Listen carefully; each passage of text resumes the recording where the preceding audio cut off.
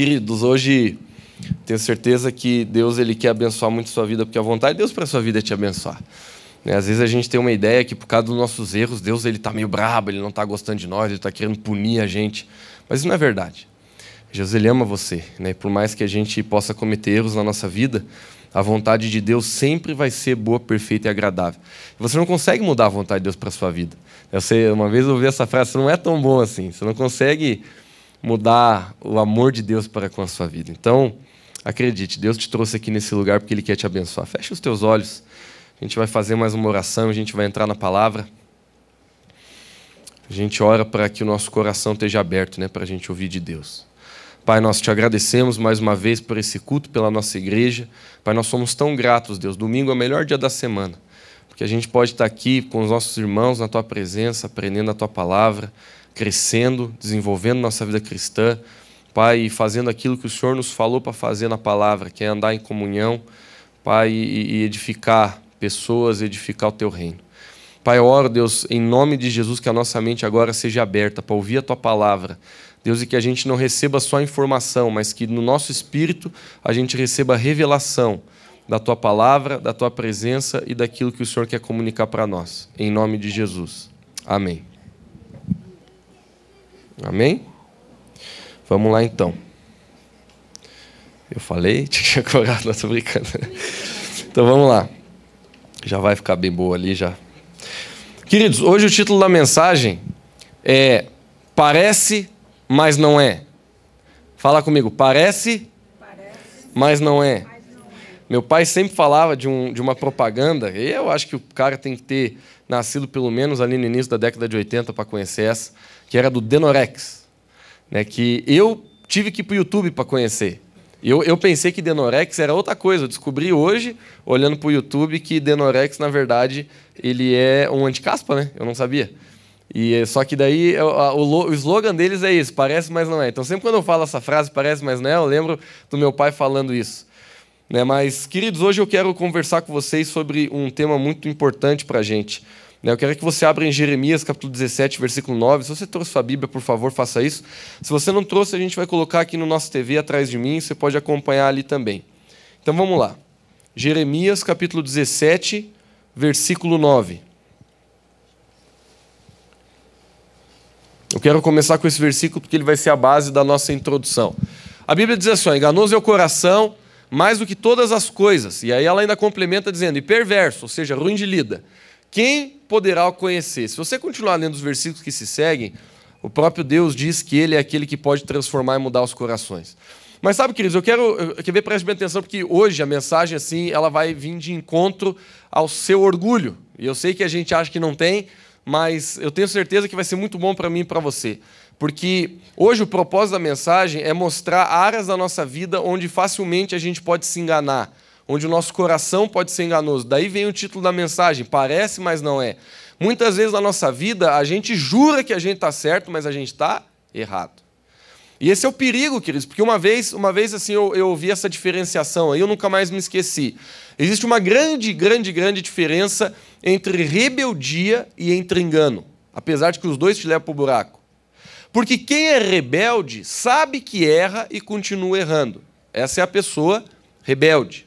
Ela está fazendo errado, ela sabe que é pecado, ela sabe que é errado, ela sabe que não é sábio, ela sabe que não deveria fazer tal coisa, mas ela faz. Por quê? O motivo é dela, mas a questão é, ela sabe que ela está errada. Agora, o problema do engano é que, diferente da rebeldia, você acha que você está certo. Então tem muito marido achando que é um bom marido para a esposa, mas não é. Tem muita esposa achando que é um bom esposo para o marido, mas não é. Tem muita gente que acha que está comunicando bem, mas não está. Você fala, você se entende, mas ninguém te entende ao teu redor e você continua firmando o pulso dizendo que todo mundo tem que te entender. Então, um dos grandes problemas da vida, querido, é você estar enganado sobre coisas na sua vida. É você andar num caminho que quando você descobre que você está errado, tu diz, poxa, já andei 200 km para o lado errado. Nunca me esqueço uma vez, a gente estava indo para o Paraguai e, na verdade, a gente estava voltando já do Paraguai. E, se alguém aqui já teve a bela oportunidade de fazer essa viagem de bate e volta, piazada é terrível. E aí, não, vamos dormir, vamos economizar com o hotel, vamos voltar. E aí, rapaz, Nunca aconselho ninguém a fazer isso, mas a gente fez. E resumindo, chegou uma hora que ninguém me aguentava dentro do carro, meu irmão estava na boleia, e a gente tudo dormiu. E chegou numa hora assim que tinha um T assim na rodovia, era esquerda ou direita. Estava todo mundo dormindo, meu irmão pegou o sentido errado. E dele. E junto com a gente tinha um amigo nosso, o nome dele era César, e ele era policial federal, rodoviária federal. Então, se tinha uma coisa que o bicho conhecia, era rodovia, né? Então, ele sabia dizer onde ele estava só pelo quilômetro da rodovia. Talvez você nem sabia que tinha quilômetro na rodovia, né? Mas ele estava dirigindo assim, ó, ele olhava o quilômetro, ele sabia que sentido ele estava indo. Só pelo olhar o quilômetro, quilômetro 72, ele sabia, né? Porque o cara entende rodovia. E olha só que ele estava dormindo, eu também estava mais para lá do que para cá. Só que depois de uma meia hora, mais ou menos, ele deu uma acordada assim e ele falou assim, Mateus, o que você está fazendo? Eu levei um susto, né? Era umas 2 da manhã. E ele falou, o que deu, homem? Eu falei, você está indo para o sentido errado, homem. Ele falou, dele, capaz, homem, mas olha ali, nós estamos no quilômetro tal. Nós, mas e daí? Ele, não, nós estamos errados. E aí, queridos, resumindo, na madruga, com sono, você descobriu que você perdeu 1 hora de caminhada é judiado. Dá vontade de escorar o carro assim e dormir, né? Mas a gente fez a volta e começou a voltar. Mas, sabe, quando eu falo de engano, às vezes eu lembro dessa história. Porque na nossa vida é tão fácil você estar indo para a direção errada e você estufa o peito dizendo que você está certo. Você estufa o peito dizendo que o jeito que você lida com finanças está certo. Você estufa o peito para dizer que o jeito que você está tratando teus filhos está certo.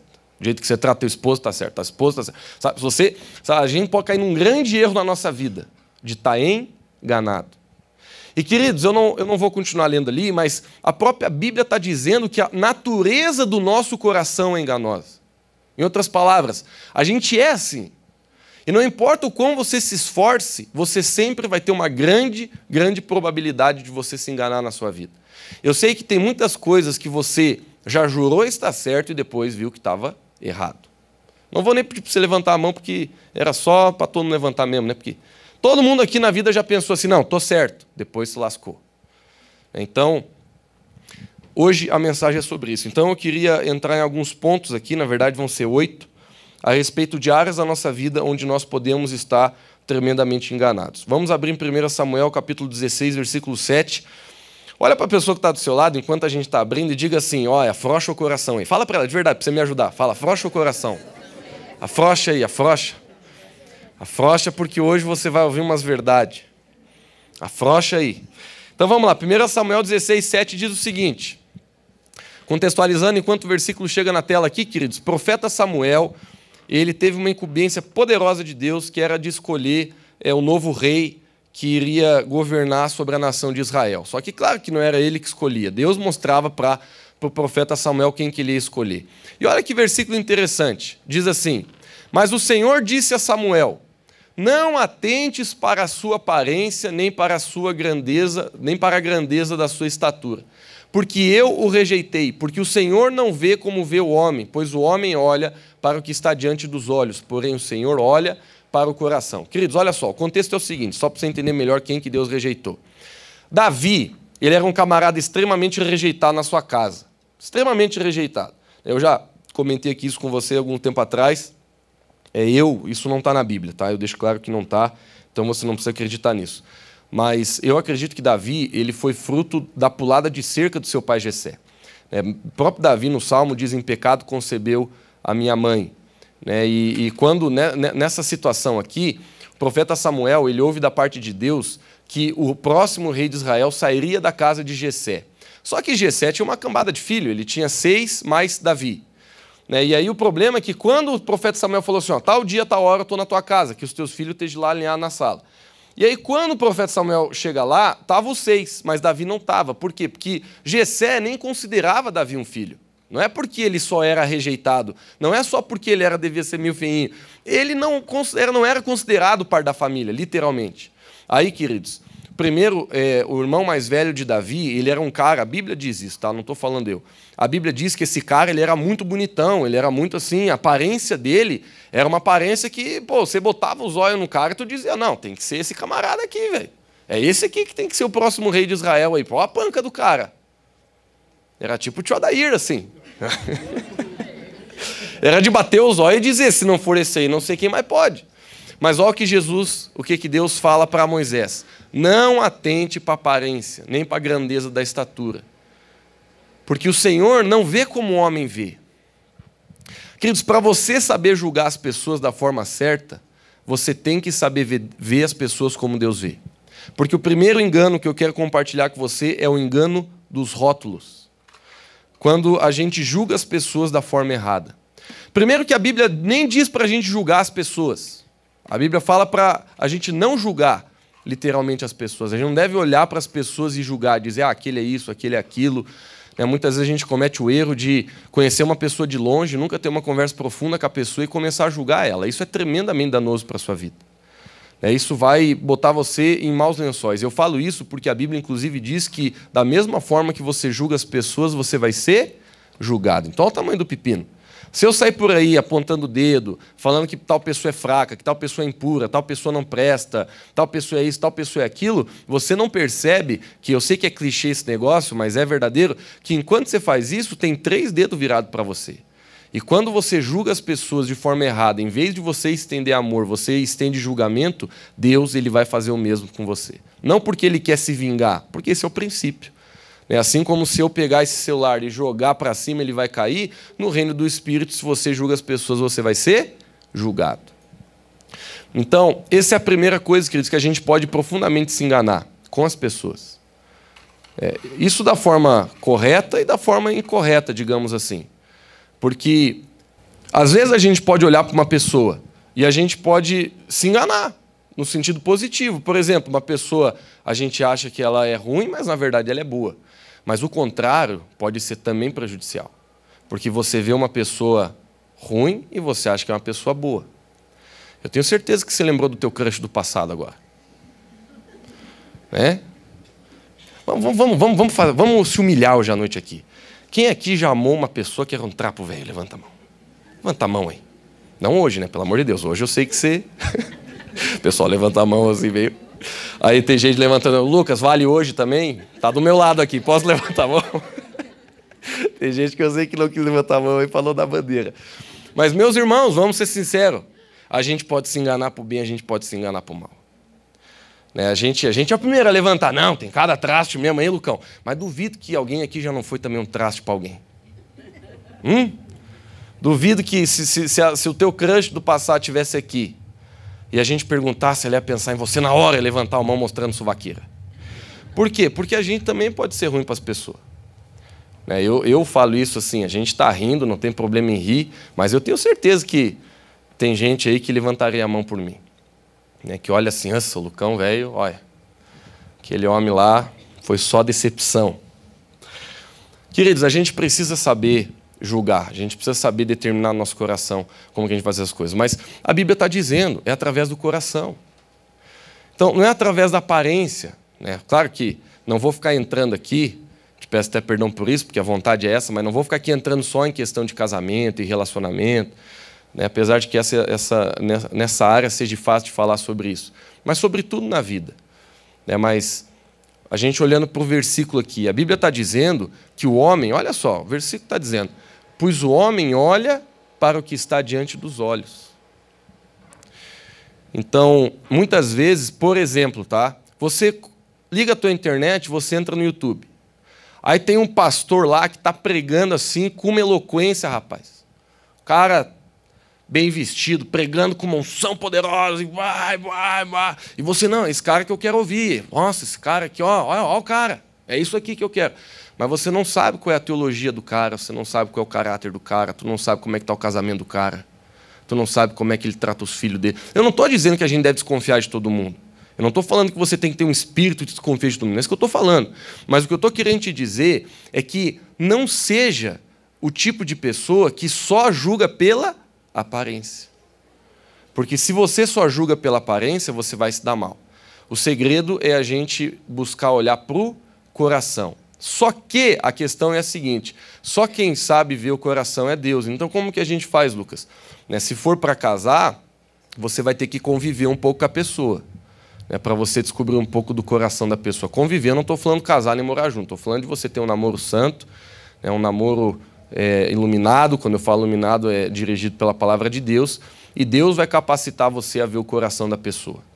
Né? E a gente só não consegue ver direito, agora eu vou ser meio poético, quando os nossos olhos estão embaçados de paixão. O camarada conhece a pessoa, já de vereda se apaixona. De vereda já diz, não, essa é a mulher da minha vida. Você está correndo um sério risco, porque a paixão cega os olhos. E aí você vai ficar olhando a aparência, e aí, de repente, eu tenho certeza que muita gente aqui está dizendo, ô Lucas, verdade sai da tua boca nessa noite. Porque todo mundo aqui já se ralou com alguém. E é fácil de a gente enxergar esse princípio olhando para a nossa vida amorosa. Mas eu quero te dizer assim, cuide para quem tu abre teu coração. Cuide quem você decide estar no ciclo mais perto da sua vida. Porque essas pessoas vão determinar o teu destino. Essa semana eu vi uma frase muito legal de um pastor que eu sigo no Instagram. Ele disse assim, se você é a pessoa mais inteligente no seu ciclo de amizade, você está precisando melhorar o seu ciclo. Porque você não deveria ser a pessoa mais inteligente. Você sempre deveria estar perto de pessoas que podem te ensinar. Pessoas que podem melhorar você. Pessoas que podem dizer que você está errado. Pessoas que podem confrontar você. Porque tem gente que é tão inseguro na sua alma que você só consegue se dar bem em ciclos de relacionamento onde você é o cara. Onde você tem mais dinheiro, onde você é mais isso, onde você é mais aquilo. E se chega alguém no teu ciclo de amizade que é melhor que você começa a se sentir desconfortável. Isso não é bom. Então, voltando para a essência do que eu estou querendo dizer aqui, cuidado com o engano dos rótulos. Porque Deus ele quer nos ensinar, queridos, a olhar as pessoas como Ele vê. Isso é lindo, porque agora eu vou pegar o outro lado da moeda. Porque primeiro eu ensinei você a ter cuidado e cautela. Agora a gente tem que também aprender a ter os olhos de Jesus para profetizar e trazer o melhor das pessoas para fora. Por exemplo, Jesus, olha só que interessante, Jesus ele fica uma noite inteira orando. E isso é muito bom você fazer quando está precisando de discernimento na sua vida. Os pessoal sorteiro aí que quer casar, como eu. É bom você orar para você descobrir se a pessoa realmente é a pessoa certa para você. Em oração, Deus ele mostra. Eu não acredito que Deus ele já tem a pessoa certa para a tua vida. Ele sabe, mas por uma matemática bem simples, se Deus tivesse uma pessoa só no mundo para mim, eu dou um jeito de desviar e casar com outra, vai virar um dominó que em 10 anos ninguém no mundo está casando com a pessoa certa. Você entende ou não? A matemática. Então não preciso nem usar de princípio para te mostrar que, estou falando para os jovens agora que não são casados aí, se você... Não existe uma pessoa, e se você vacilar com essa pessoa, você está ralado. Não. Deus tem várias pessoas que Ele vai dizer não e pessoas que Ele vai dizer sim, de acordo com o coração. Porque é para o coração que Deus olha. Agora, finalizando esse assunto que nem é o da noite, mas a melhor coisa para você encontrar a pessoa certa é você se esforçar em ser a pessoa certa. Porque se você quer encontrar a pessoa certa sem você querer ser a pessoa certa, ela não vai aparecer no teu GPS. Por causa que as pessoas certas se aproximam das pessoas certas. E as pessoas erradas só se aproximam de pessoa errada. Não se ofenda comigo, mas tem um monte de menina que às vezes chega e diz assim, mas só tem bagaço se aproximando de mim. Meu Deus do céu, querido, eu quero te falar com todo carinho que talvez você seja um bagaço. E você precisa mudar o jeito que você se trata, o jeito que você se veste, o jeito que você se porta, para você ser uma mulher de Deus, para que um homem de Deus se aproxime de você. Então, se você quer pescar, jundiar, use a isca do jundiar. O tio Henrique ele já puxou a isca do jundiar lá. Então, é assim que funciona, queridos. Então, seja a pessoa certa. Fecha parênteses, vamos voltar. Então, Jesus, quando ele orou, ele desceu do monte no veneno. Porque naquele dia ele ia escolher os 12. A Bíblia diz que ele estava orando a madrugada inteira, porque no outro dia ele ia fazer uma das decisões mais importantes do seu ministério, se não a mais importante.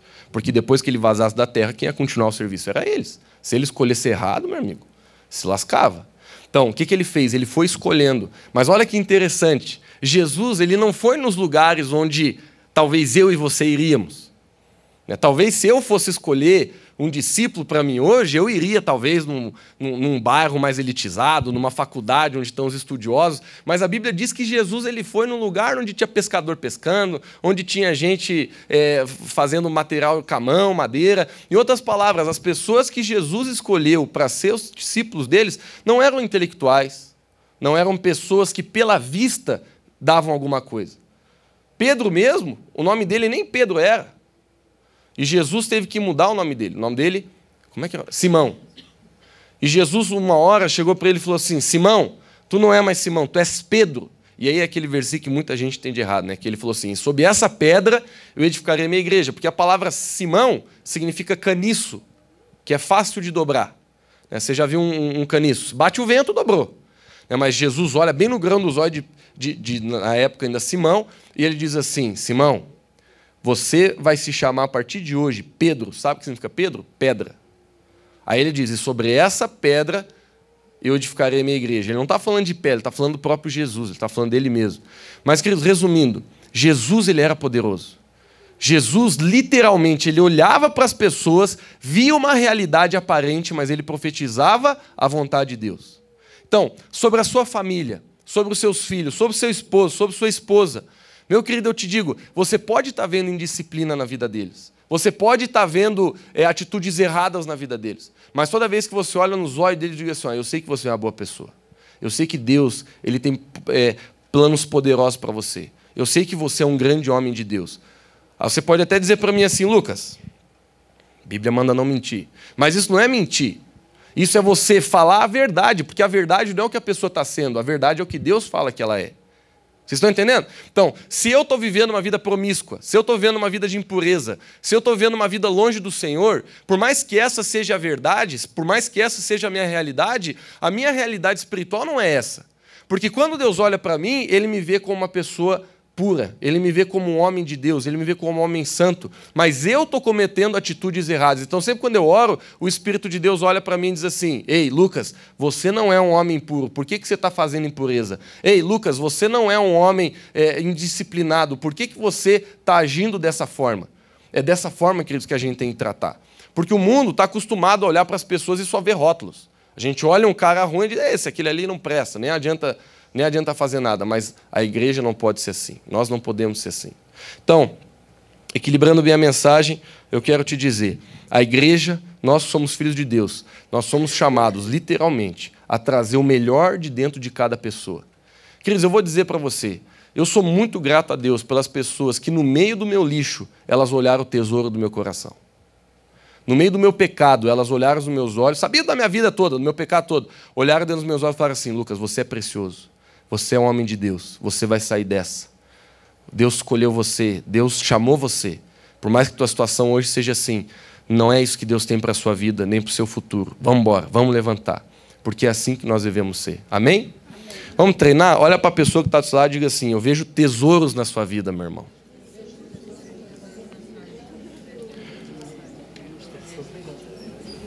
Cuidado com o engano dos rótulos. Vamos abrir em Provérbios capítulo 14, versículo 12, fazendo favor.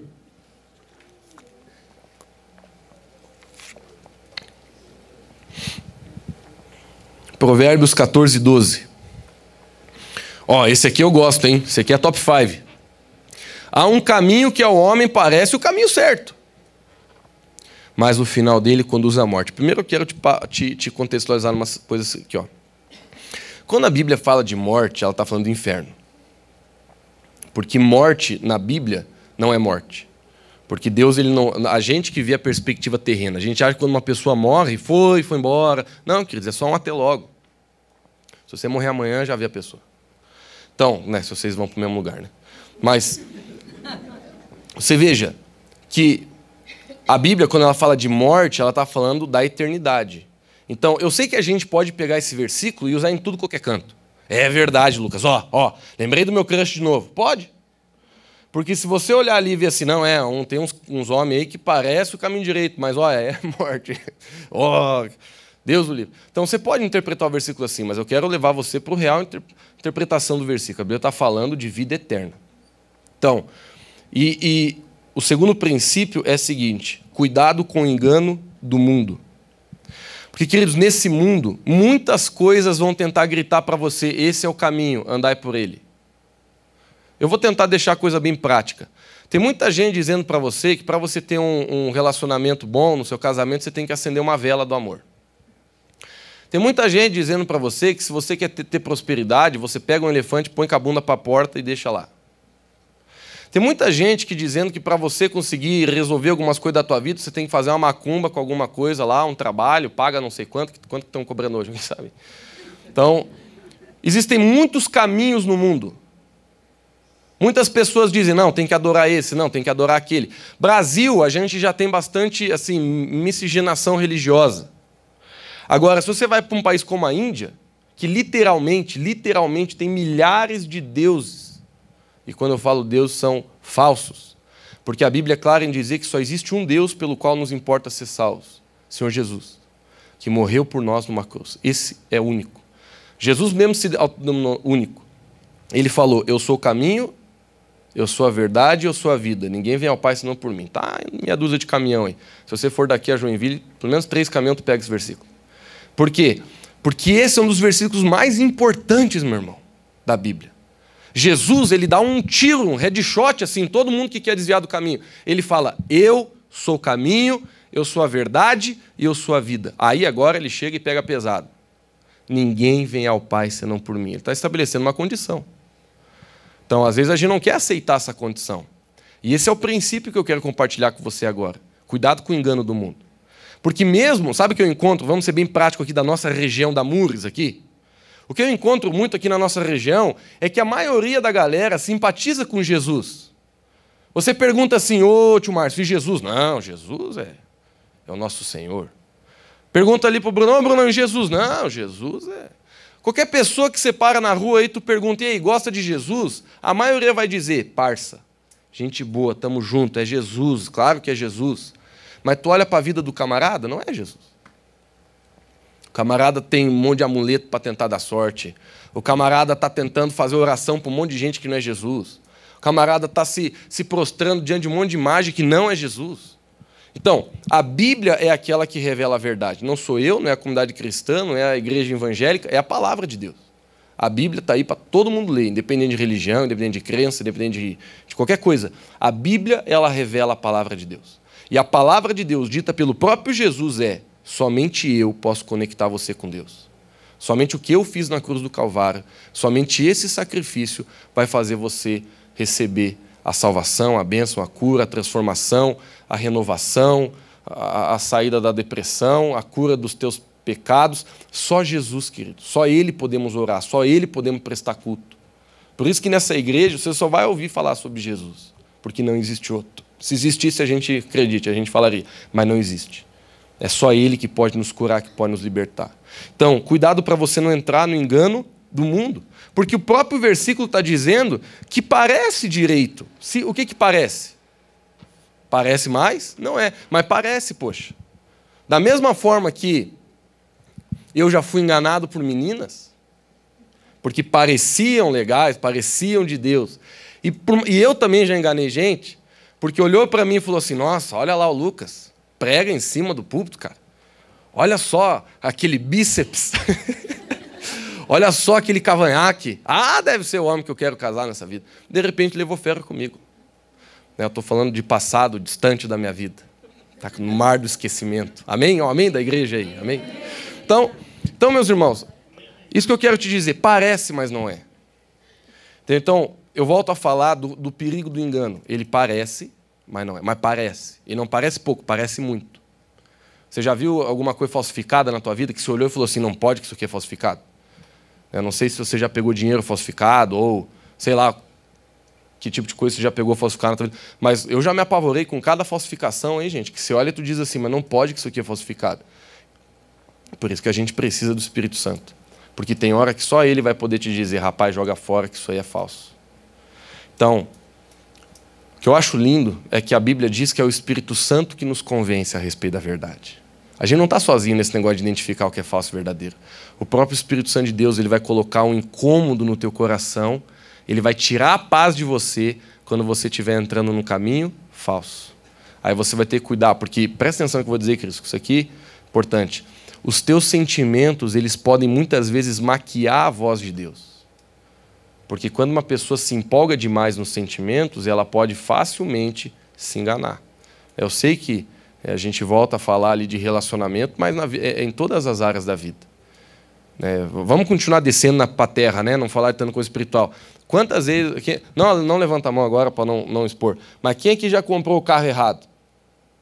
E você olhou e falou assim, não, é isso aqui. Tu fez o test drive, é isso aqui. Tu levou no mecânico da confiança, é isso aqui. Todo mundo falou, pode comprar, vai embora, é show, vamos.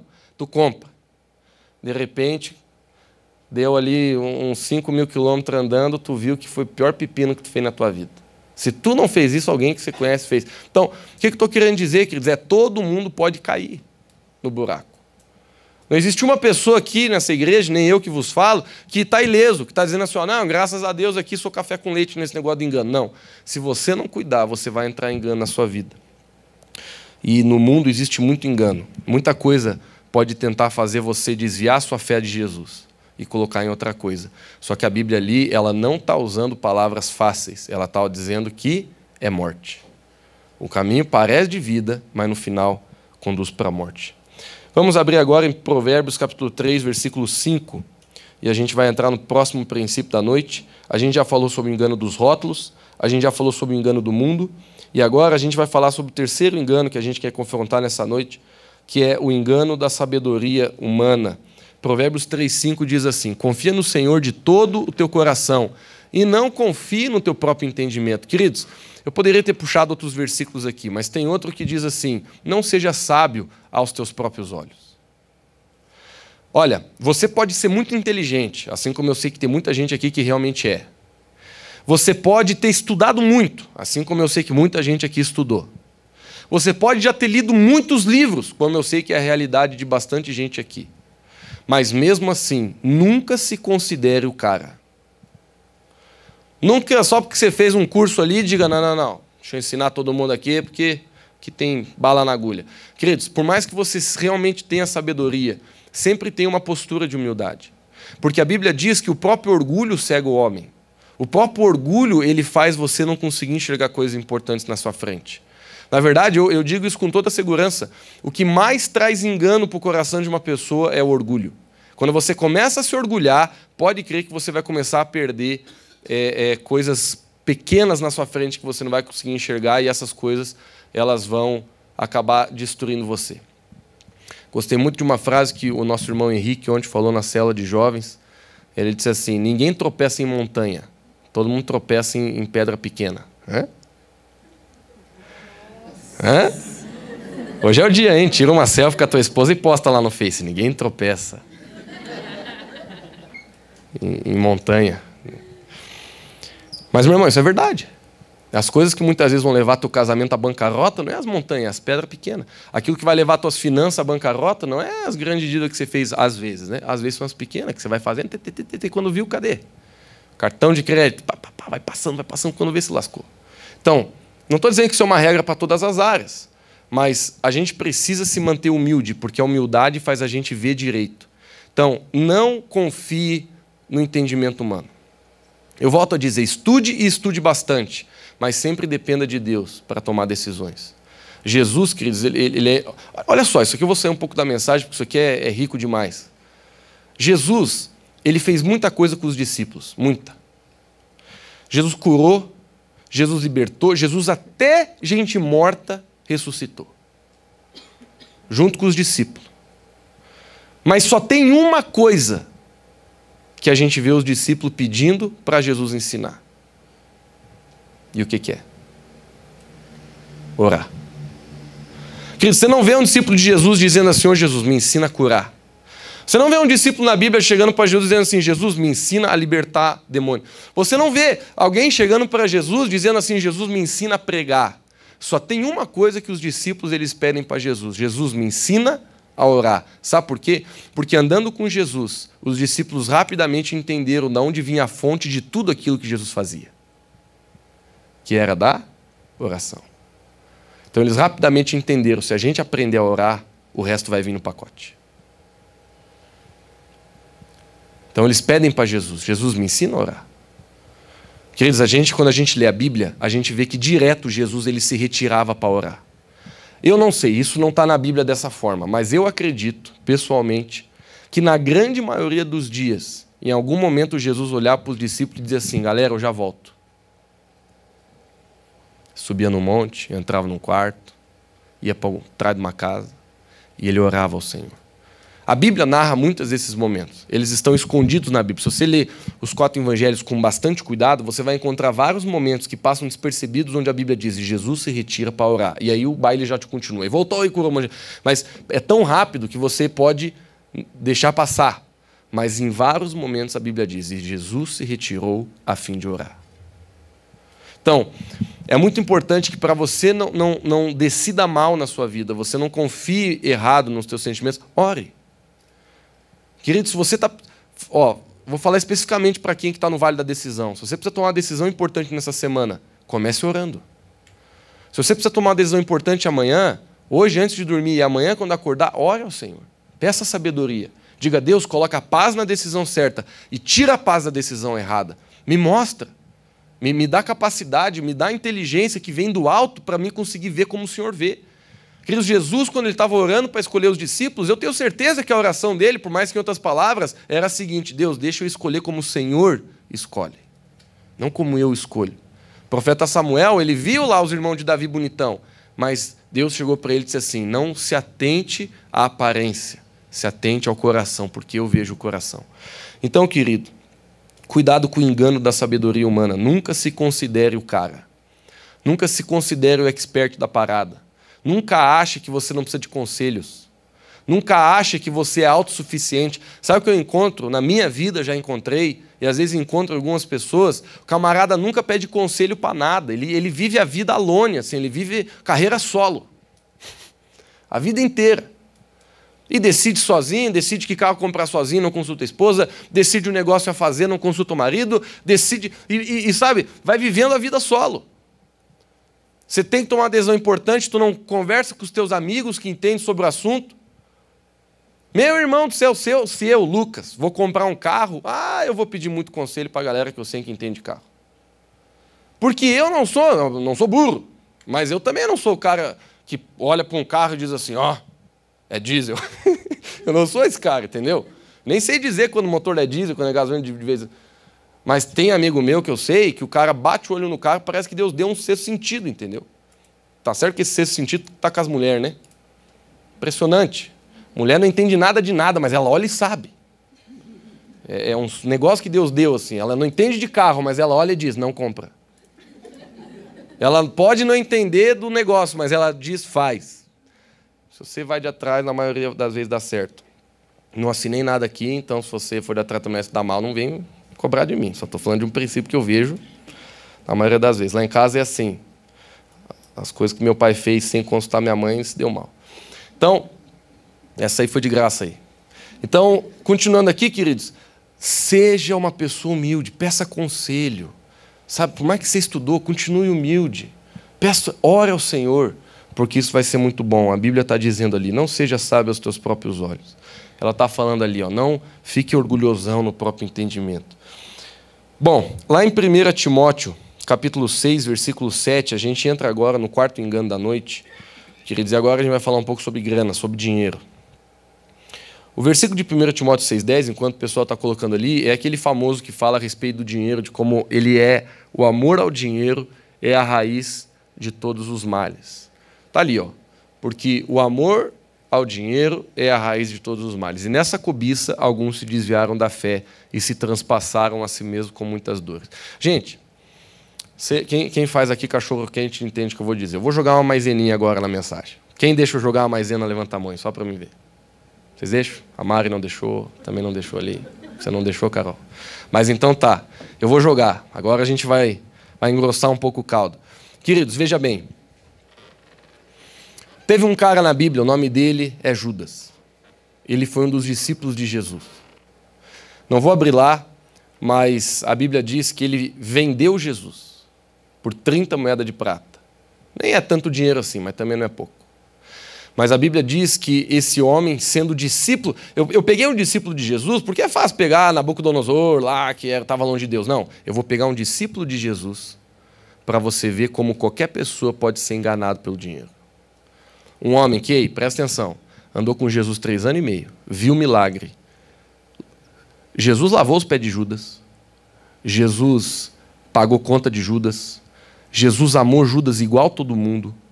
Queridos, eu entendo que Jesus, mesmo sabendo que Judas iria traí-lo, Jesus não tratou ele de forma indiferente em nenhum momento. Sabe por quê? 2 momentos que eu te provo isso que eu estou falando. Teve uma vez que Jesus estava estudando com os discípulos, a gente entende que talvez fosse uma roda ou uma mesa grande, pelo menos 13 pessoas, né? Jesus e mais 12. E de repente Jesus ele joga o bife na chapa. Ele fala assim, gente, alguém que mete a mão comigo no pão, alguém que mete a mão comigo no vinho, vai me trair. Jogou o bifão na chapa. Aí a Bíblia diz que eles começaram a discutir sobre quem iria traí-lo. Queridos, eu tenho certeza que eu acho que a maioria olhou para Pedro. Todo mundo olhou para Pedro, falou assim, será, vai ser você, Pedro? Aí tem a piada do argentino que Pedro respondeu, serei eu, Senhor? É Judas que falou assim, né? Piada ruim de argentino, né? Mas tudo bem. Que daí todo mundo foi falando, Pedro perguntou, serei eu, Senhor? Aí Jesus ficou quieto. Aí João perguntou, serei eu, Senhor? Ficou quieto. Tiago perguntou, e eu, Senhor? Falou nada. Aí Judas olhou e falou assim, serei eu? Piada ruim de argentino, mas terça-feira tem, né? Brasil e Argentina, então é bom nós secar um pouco aqui. Tô brincando. Mas voltando para a mensagem aqui, olha o bifão que Jesus joga na chapa. E ninguém ficou olhando para Judas já de cara. Por quê? Porque Jesus não tratava ninguém diferente. Judas, ele faz uma reuniãozinha com a negada corrupta lá, falou, 30 moedas tá beleza, então fechou, como é que eu vou fazer? Eu vou chegar em Jesus e eu vou beijar o rosto de Jesus. Quem eu beijar, esse é Jesus, vocês prendem. Porque a Bíblia diz que eles queriam prender Jesus numa hora que o povo não estivesse olhando. Por quê? Porque o povo gostava de Jesus. Então eles queriam fazer na moca, entendeu? E aí Judas chegou e falou assim, aquele que eu der um beijo, esse é Jesus. Querido, eu sei que vai parecer um pouco estranho isso, mas entra na cabeça de Judas agora. Você está prestes a vender o teu senhor, teu mestre. Subiu para a cabeça a grana na tua cabeça. Você está prestes a vender. Você não quer ser descoberto. Porque até os discípulos podiam te dar um pau. Então, você não quer ser descoberto. Você quer manter a coisa na surdina. O que você vai fazer? Não é óbvio que você vai fazer uma coisa que não vai levantar suspeita? Pessoal que vê alguma coisa no Netflix aí de coisa... Sim ou não? Você não vai querer levantar suspeita, cara. Você vai querer fazer uma coisa que é corriqueira, normal e comum. Imagina, Judas nunca deu um beijo em Jesus. De repente chega Judas, Jesus. Todo mundo vai olhar e dizer assim, rapaz, que isso aí, rapaz? O que está acontecendo aí, rapaz? Nunca beijou Jesus, agora vem querer de beijo. Então, Judas escolheu uma coisa que ele fazia todo dia. Judas escolheu uma coisa que ele fazia todo momento que ele encontrava Jesus. Um beijo. Porque é o que ele fazia toda hora. Então a gente está falando desse camarada. Esse camarada se enganou com a grana. Queridos, a Bíblia está dizendo ali, a raiz de todos os males é o dinheiro. O amor, desculpa. Se a gente esquece dessa palavra, a gente erra completamente o alvo. O amor ao dinheiro é a raiz de todos os males.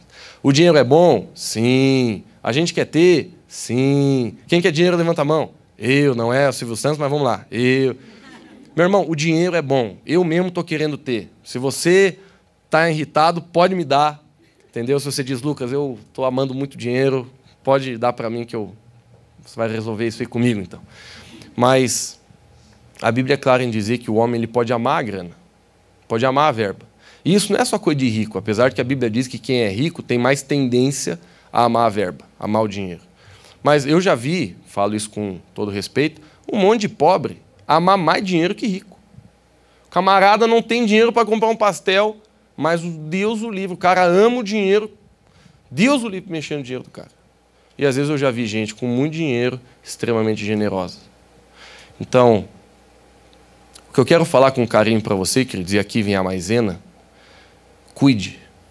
Porque se existe uma coisa que pode ser enganosa na sua vida, é a área financeira. Primeira forma de você ver, e isso aqui eu falo do a quem doer, você dá dízimo na casa do Senhor? Se você não faz isso, é porque você ainda não estudou a respeito disso para ter revelação? Porque pode ser, né? Às vezes você tem um alto coração, mas nunca ensinaram para você sobre o dízimo. Até hoje você só fica assim, fiquei sabendo que lá na igreja o pessoal fala de um tal de dízimo. Aqui, e às vezes não tem nada de errado contigo. Porque, na verdade, você nunca foi ensinado a respeito desse princípio da forma que deve ser.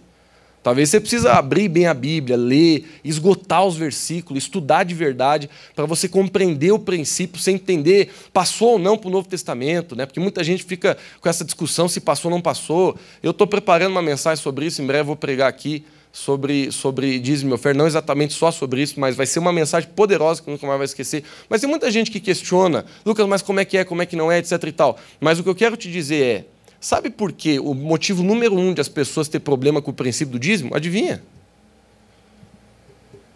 Porque ama. Porque ama o dinheiro. E eu sei, porque eu já amei muito dinheiro.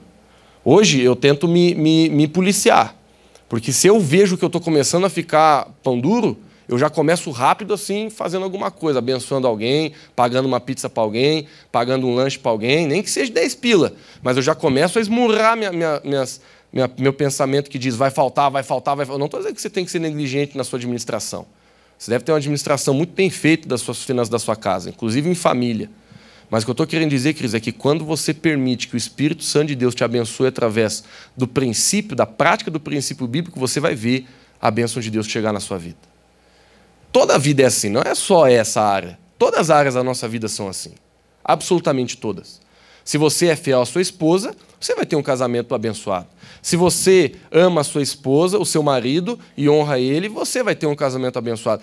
Tudo na nossa vida é assim. Aquilo que a gente planta, a gente colhe. Só que daí quando a gente olha para áreas como o dinheiro, a gente começa a pisar em ovo. Não, isso aqui tem que cuidar, porque... Cris, eu vou ser sincero com vocês. Por muito tempo na minha vida eu tinha vergonha de falar de dinheiro aqui nesse microfone.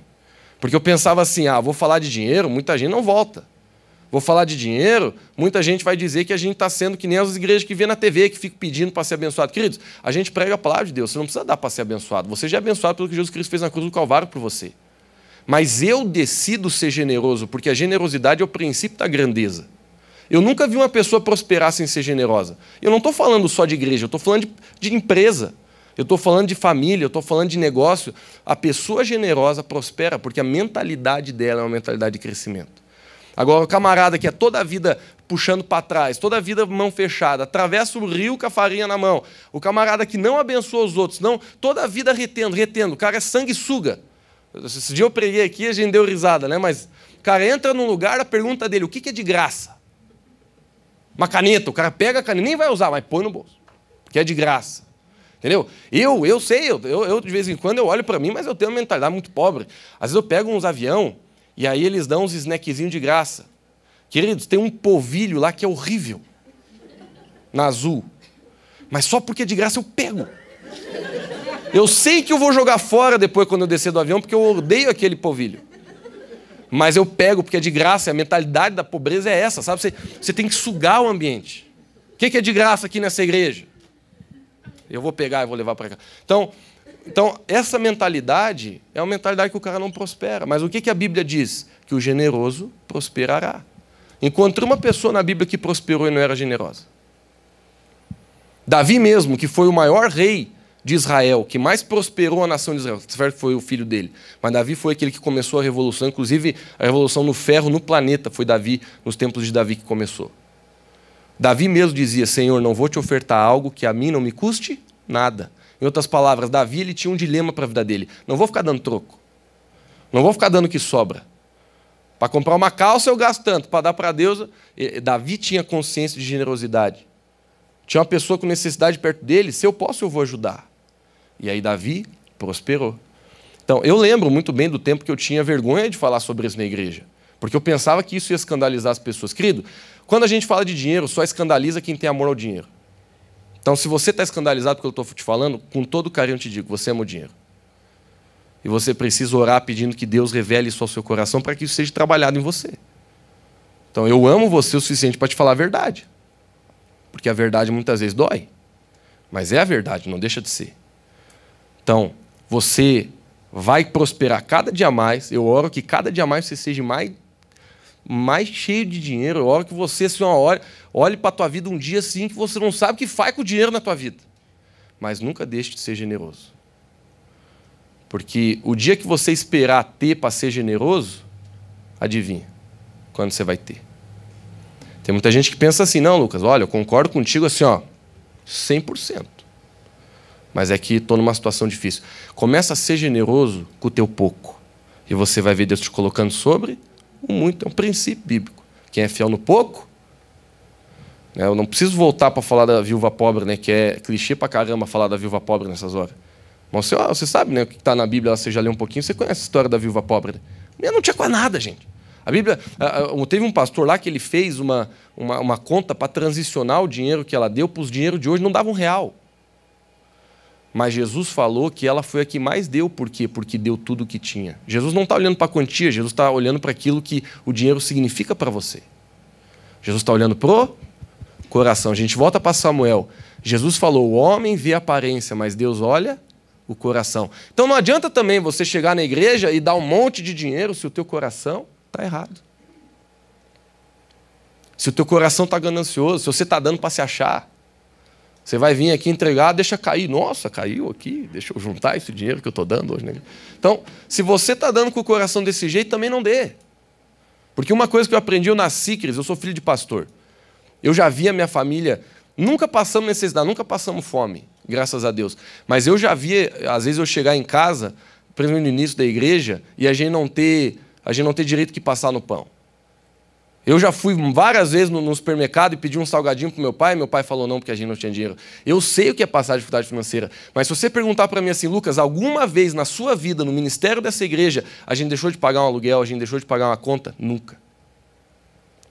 Mesmo em momentos de grande escassez, onde muitas vezes a gente olhava assim e dizia, rapaz, vence amanhã o boleto, o que faz? De repente Deus levantava alguém que ofertava do nada sem saber e suprir a necessidade. Então o que eu estou querendo dizer para você? Eu sei que Deus é fiel. A natureza de Deus é essa, Deus não deixa o justo passar necessidade.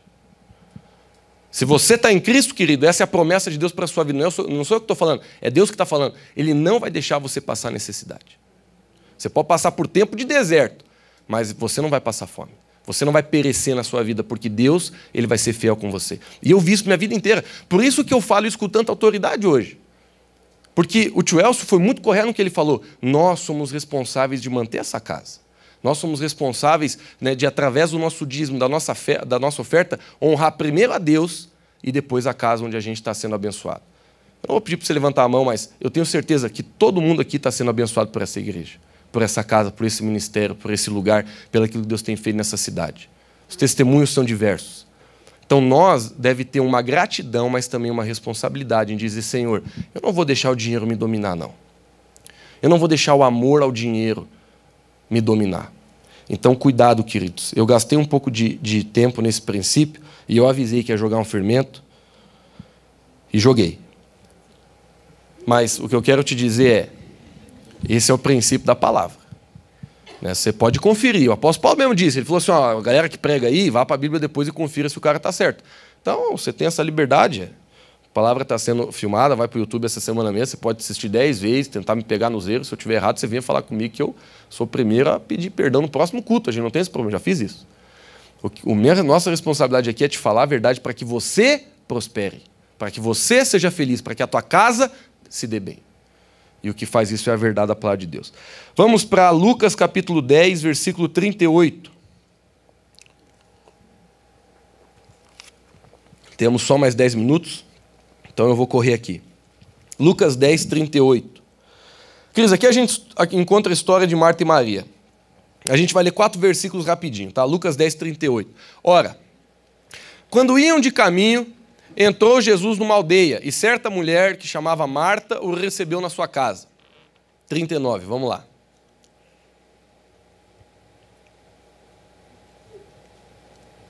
Tinha esta uma irmã que chamava Maria, a qual, sentando-se aos pés do Senhor, ouvia a sua palavra. Mais um. Marta, porém, andava preocupada com muito serviço, e aproximando-se disse, Senhor, não se te dá que minha irmã me tenha deixado a servir sozinha? Diz-lhe para que me ajude. E o próximo. Respondeu Jesus, Marta, Marta, está ansiosa e perturbada com muita coisa. Último versículo. Entretanto, poucas são necessárias, ou mesmo uma só. E Maria escolheu a boa parte, da qual não lhe será tirada. Queridos, o próximo princípio é o engano da autojustificação. Isso aqui é muito enganoso. Eu, de vez em quando, me encontro na minha vida cometendo atitude que eu estou tentando provar para Deus que eu mereço ser amado pelo meu serviço. Isso aqui eu confesso para vocês, no meu ministério, de vez em quando eu tenho que fechar os olhos para ver, rapaz, será que eu não estou que nem Marta de novo? Porque olha o quadro, Jesus chega numa aldeia e uma mulher chamada Marta convida Jesus para entrar. Queridos, vê se você não vai se indignar junto com Marta, vê se você não vai se indignar. Você é Marta, eu sou Maria. Ficou meio estranho. E aí Jesus chegou na nossa casa. E de repente, queridos, eu vou para os pés de Jesus. E eu fico lá, olhando para Jesus, conversando com Jesus, assim, né, fazendo bem para Jesus. E Marta, ela sabe, ei, alguém tem que fazer a comida. Alguém tem que arrumar a casa aqui rapidinho, pô, Jesus está aí. Pô, alguém tem que botar água para ferver, alguém tem que lavar a louça, alguém, né, a gente tem que ter janta, né, saco vazio não para em pé. Quem concorda comigo? Eu sou o primeiro a concordar. Se entrar numa casa e não tem uma boia, nem convide, né? Não é verdade? Ah, entra aí, Jesus. Né? Claro que Jesus é um cara educado, não perguntou o que vai ter para comer, mas Jesus sabia. Né? Do mesmo jeito aí que se alguém me convidar, né? Essa semana eu fui na casa do Willi e da Jenny, mas fizeram um banquete para mim, queridos. Obrigado, quero agradecer aqui de púlpito. Mas comi, gente, coisa mais boa. Muito obrigado. Fizeram assim com excelência. Mas é isso aí, você convida uma pessoa para tua casa, pelo menos um todinho tem que ter ele bem batido, entendeu? Então, Marta estava preocupada com uma coisa correta. E o que eu acho legal nesse versículo aí é que Jesus não fala assim, ó, Marta, você está falando uma coisa que não tem nada a ver, você está fazendo uma coisa que não tem nada a ver. Não, Jesus ele usa a palavra parte. Se você pegar uma pizza, a pizza você divide em 8, ela está dividida em 8 partes da mesma pizza. Jesus ele não estava repreendendo Marta de fazer uma coisa que não era importante. Jesus só estava repreendendo Marta da forma que ela estava organizando as suas prioridades. E agora eu vou dizer. Você participar dos voluntários, é Marta ou Maria? Marta. É importante? Mas não é o mais importante.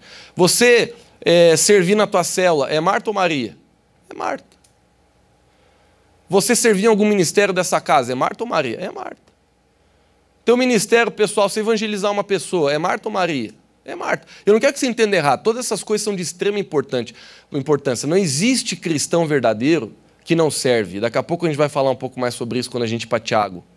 Então eu quero equilibrar. Eu sei que muitas pessoas podem ouvir essa mensagem e pensar assim, não, Lucas, eu discordo de você. Eu acho que quando a gente evangeliza uma pessoa, a gente também está sendo Maria, porque o próprio Jesus falou que tudo que fizesse esses pequeninos fazendo... Eu sei do negócio, mas eu quero que você... Eu estou te falando por experiência, meu irmão.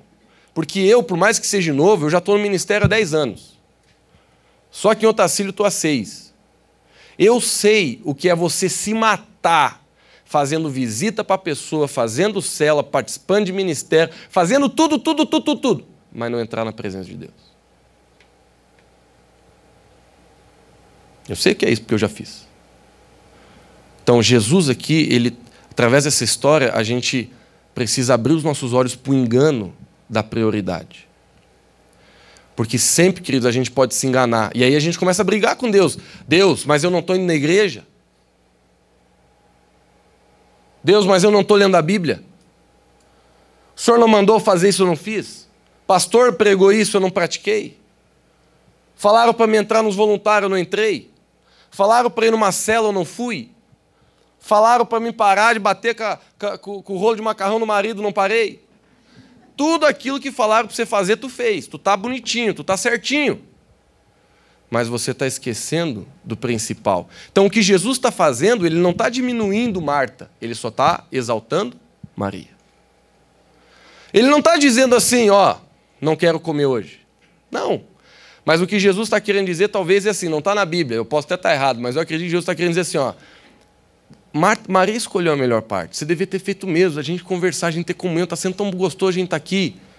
Mas daqui a pouco a gente vai para essa cozinha aí, porque precisa sair o bife. Então, Jesus ele não está menosprezando o trabalho de Marta. Ele só está falando que Maria escolheu a melhor parte e, naquele momento, aquilo não ia ser tirado dela. Você acha que Jesus está até hoje lá com Maria? Não. Eu tenho certeza que, depois de um tempo, Maria levantou e foi ajudar Marta. Mas depois de um tempo, depois que a prioridade veio primeiro. Então, cuide, queridos, porque isso aqui, para mim, talvez de todos que eu falei até agora, para mim seja o que eu mais caio. Porque o meu trabalho é muito intenso na igreja. Eu sou um cara que até hoje estou tentando colocar na minha agenda um dia de folga porque eu não tenho. Então, todo dia eu estou trabalhando que nem louco. E às vezes eu olho para mim e eu me pego, rapaz, eu fiz 6 reuniões ministerial hoje e eu não orei 1 hora. Eu aconselhei 5 pessoas hoje e dei o mapa para 5 pessoas sair do buraco, mas eu estou entrando num. A gente pode muito ser a solução para muita gente e cair no mesmo erro.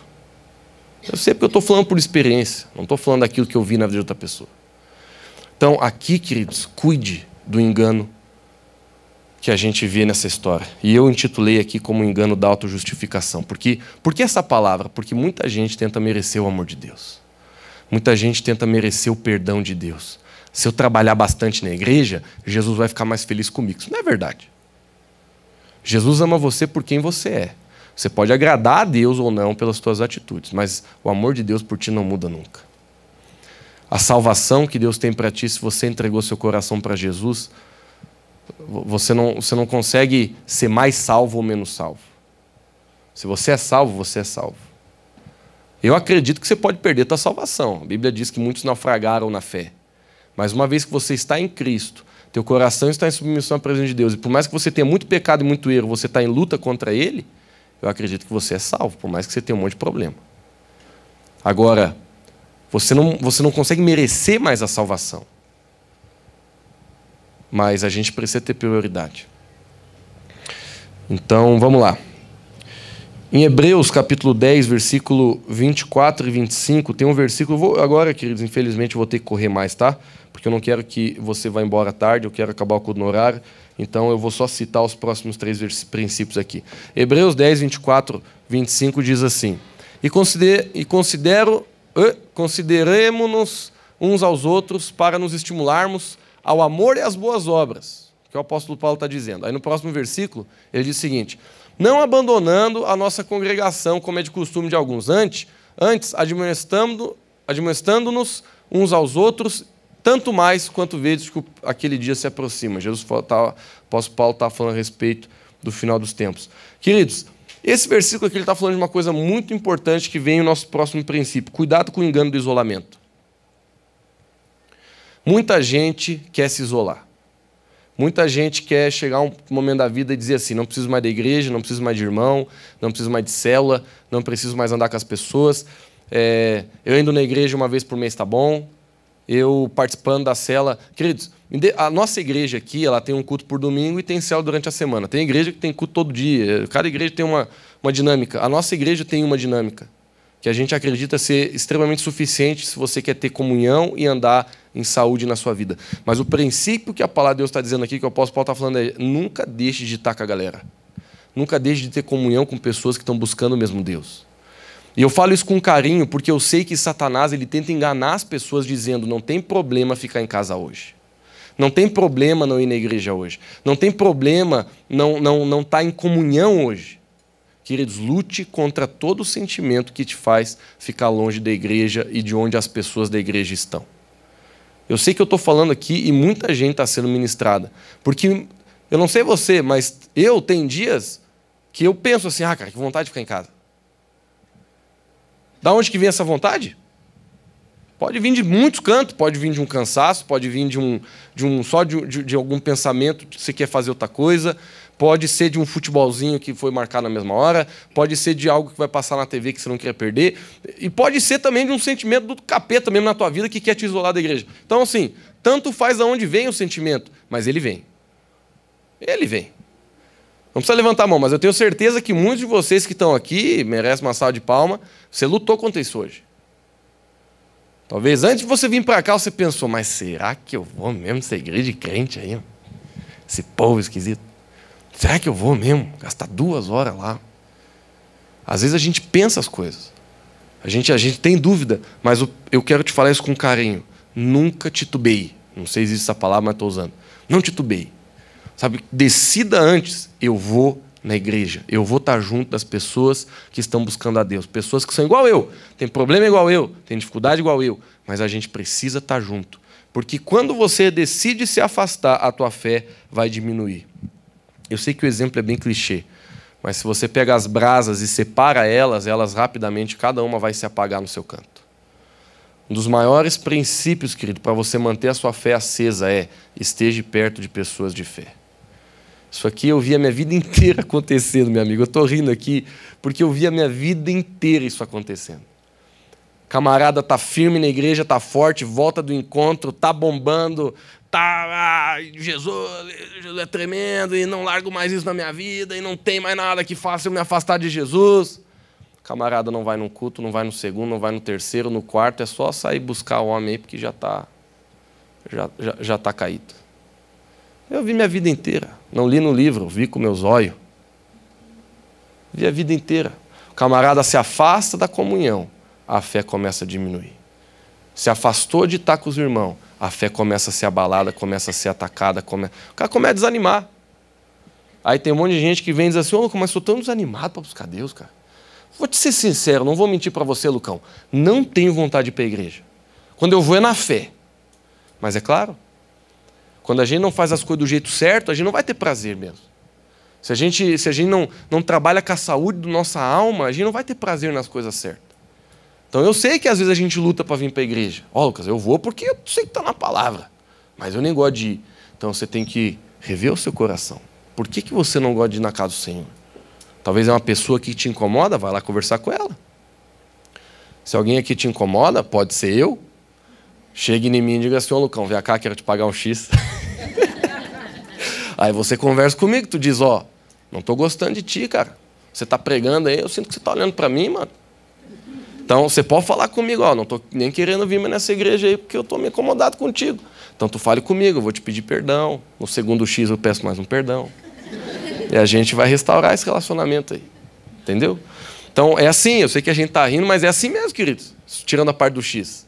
Né, se você não está bem com alguém aqui dentro, você não deixa Satanás usar isso para te tirar da fé. Resolve o teu pepino, resolve o teu problema e cresce com Jesus. Vamos lá. Tiago capítulo 2, versículo 17. Está acabando, tá, queridos? Eu sei que eu já preguei bastante hoje, mas está acabando. Tiago capítulo 2, 14, diz assim, ó. 14. Esse é o 17, né?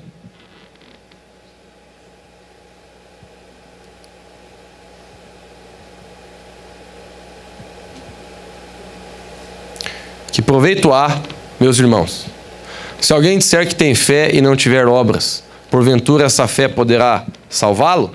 Se a gente quisesse continuar dentro do capítulo, a gente ia ser bem enriquecido, mas a gente vai continuar, vai parar aqui, porque só aqui já basta para o princípio. O sétimo é o engano da zona de conforto. Aqui, Tiago, ele pegou um cara cabeça dura para conversar. E esse cara estava querendo dizer que ele tinha fé, que ele era o cara, que ele estava na igreja, que ele fazia as coisas certinho e tal. Aí Tiago começou a falar com eles assim: cara, eu sei que a gente é salvo pela fé, eu sei que a fé é isso e aquilo, mas Tiago chegou e falou assim para ele: mas não me venha com abobrinha, mano. Se você diz que tem fé, mas você vive dentro da zona de conforto, tu não tem fé coisa nenhuma. Aí ele falou aqui, ó, pode alguém dizer que tem fé e não tem obra? Em outras palavras, pode alguém dizer que é cheio de fé e não está abalando o mundo? Não. Pode dizer alguém que tem fé e não está trazendo Jesus para dentro da sua casa? Não está manifestando Deus no seu casamento? Pode dizer alguém que tem fé e não está evangelizando as pessoas da faculdade, lá na sua faculdade, ou as pessoas lá no seu trabalho? Pode dizer alguém que tem fé, mas não está tentando trazer pessoas para dentro do reino de Deus, não está tentando edificar pessoas dentro daquilo que Jesus mesmo disse que era a grande comissão da igreja, ou seja, é o grande missão que eu e você como igreja temos nessa terra? Está lá, é Mateus capítulo 28. Na Bíblia, eu falo isso para muita gente, na Bíblia tem a grande comissão e o grande mandamento. O que é o grande mandamento? Amar ao Senhor teu Deus e ao próximo como a ti mesmo. Qual que é a grande comissão? Ir por todo mundo, pregar o evangelho a toda criatura, batizando o Pai, Filho e Espírito Santo, ensinando todas as coisas que eu vos tenho dito. Aí tem mais umas coisinhas, a gente finaliza aqui. Então, grande mandamento, grande comissão. Meu irmão, se eu tenho fé, eu estou enganjado na grande comissão. E estar engajado na grande comissão significa eu sair da zona de conforto. Porque você vai ter que evangelizar, você vai ter que ajudar essa negada que está com o casamento detonado a orar, você vai ter que ajudar essa galera que está em depressão a ler a Bíblia e dar conselho bom, porque você já teve depressão e você foi liberto. Você vai ter que começar a ajudar a gente que está com um problema na vida e você vai ter que orar com essa pessoa, abraçar essa pessoa, visitar essa pessoa. Você vai ter que chegar em casa um pouquinho mais tarde. Eu sei que minha vida é assim. E pergunte para mim se eu quero outra vida. Não quero. Porque não existe nada mais gratificante do que você ver uma pessoa sendo transformada por Jesus. Você pode ter o carrão do ano, mas nada é mais gratificante do que você ver uma pessoa, uma família sendo transformada porque Deus te usou. Ah, Deus não precisa de nós. Ele não precisa de nós, mas Ele decidiu nos usar. Isso é uma honra. Queridos, eu estar com esse microfone na mão aqui pastorando essa igreja, isso aqui é uma honra para mim. Não estou aqui por dinheiro. Eu falo isso com prioridade. Quando eu recebo meu salário no início do mês, é verdade, tem salário. É assim que eu levo um susto quando eu recebo meu salário. Porque eu não estou aqui por dinheiro. Eu estou aqui porque existe um propósito para a minha vida. E quando eu olho para aquilo que Deus me deu, Deus, que honra que eu tenho. De que pouco que o Senhor me deu, eu poder ajudar alguém lá em Otacílio Costa. É assim que eu vejo. Então, queridos, cuidado com o engano da zona de conforto. Porque as pessoas nesse mundo, elas estão dizendo assim, você vai ser feliz quando você não tiver problema. Mas você vai ser feliz quando você puder... Tá tudo do teu jeitinho, do teu certinho. Cris, você vai ser feliz quando a tua vida perder o controle. E você entregar o teu controle para Deus. Não estou falando perder o controle para outra coisa.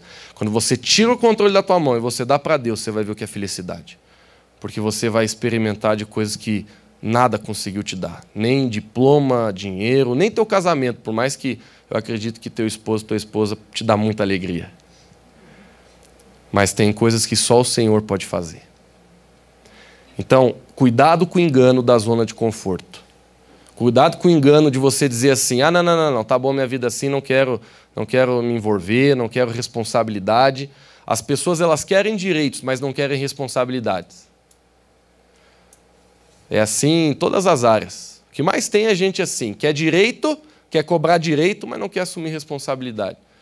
No Brasil agora aí, né, tem uma doença, né, que diz que está atacando todo mundo no Brasil, né? Mais de 50 milhões de brasileiros, né, já está passando uma doença aí que são especialistas em política, são especialistas em tudo, né? E todo mundo está ali querendo cobrar direito, mas e os deveres? Está todo mundo fazendo? Então, eu só posso cobrar os meus direitos quando eu estou cumprindo os meus deveres. Você quer cobrar os direitos teus como esposo para tua esposa? Você está sendo esposo? Você está fazendo teus direitos como esposo? Você, esposa, você quer cobrar os teus direitos como esposa? Você está sendo a esposa correta? Então, o que eu mais vejo que causa loucura na cabeça é que a pessoa ela quer olhar o cisco no olho do outro, mas não vê a trave no seu. E aí não vai funcionar, queridos. Saia da sua zona de conforto. Seja aquilo que você precisa ser. E aí cobre os seus direitos. Mas saia. Eu falo isso com carinho, já finalizando a mensagem, porque eu sei que zona de conforto é uma coisa que puxa a gente, né? A gente não quer fazer aquilo que nos assusta. O homem gosta de controle. Eu e você, a gente gosta de controle, a gente gosta de ter tudo certinho, organizadinho na nossa mão, mas o problema desse estilo de vida é que não te tira do chão. Você vai ser sempre a pessoa, com todo respeito, miserável. Miserável não é ruim, está na média. E por último, lá em Gálatas 6, capítulo 3, 5, a Bíblia fala a respeito do último princípio, que pelo menos hoje à noite aqui a gente vai conversar para a gente orar. O tempo ali eu já vi que está acabando agora, então vamos ler o último versículo aqui para a gente finalizar a mensagem. Gálatas 6, 3 a 5.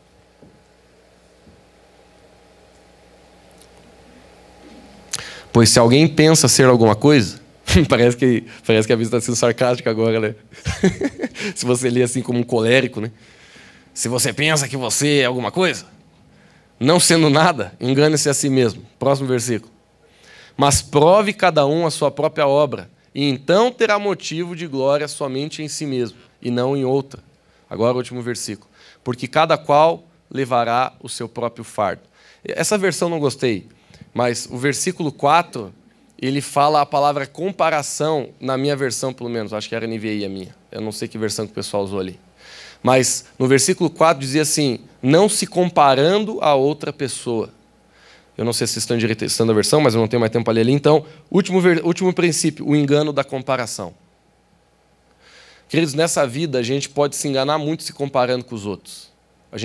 Eu ouvi uma frase uma vez que eu olhei e falei, é verdade. O maior ladrão de alegria do nosso século é a comparação.